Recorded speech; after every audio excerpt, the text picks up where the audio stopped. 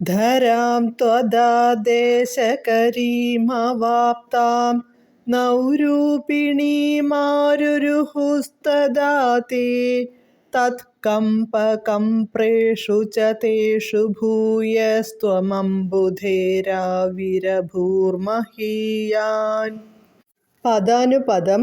തഥാ അപ്പോൾ, തേ അവർ, സത്യവ്രതനും സപ്തർഷികളും, ത്വദാദേശകരീം അങ്ങയുടെ നിർദ്ദേശപ്രകാരം, നൗരൂപിണീം തോണിയുടെ രൂപം എടുത്തു, അവാപ്താം വന്നെത്തിയ, ധരാം ഭൂമിയിൽ, ആരുരുഹുഃ പ്രവേശിച്ചു, തേഷു അവർ, തത് അതിൻ്റെ ആ തോണിയുടെ, കമ്പകഭ്രേഷു ച ഇളക്കത്താൽ ഭയന്നു വിറച്ചപ്പോൾ, ഭൂയഃ വീണ്ടും, ത്വം അങ്ങുന്ന്, മഹീയാൻ വലിയ രൂപമെടുത്ത്, മത്സ്യരൂപമെടുത്ത്, അംബുധേഃ സമുദ്രത്തിൽ, ആവിരഭൂഃ ആവിർഭവിച്ചു, വെളിപ്പെട്ടു.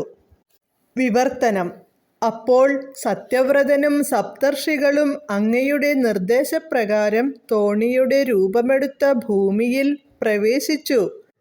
ജലത്തിൽ ഇളകിത്തിരിയുന്ന തോണിയിൽ ഭയന്നു വിറച്ചപ്പോൾ അങ്ങ് വീണ്ടും വലിയ മത്സ്യത്തിൻ്റെ രൂപത്തിൽ അവരുടെ സമീപമെത്തി.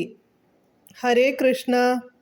ഹരേ കൃഷ്ണ ഹരേ കൃഷ്ണ കൃഷ്ണ കൃഷ്ണ ഹരേ ഹരേ, ഹരേ രാമ രാമ രാമ ഹരേ ഹരേ.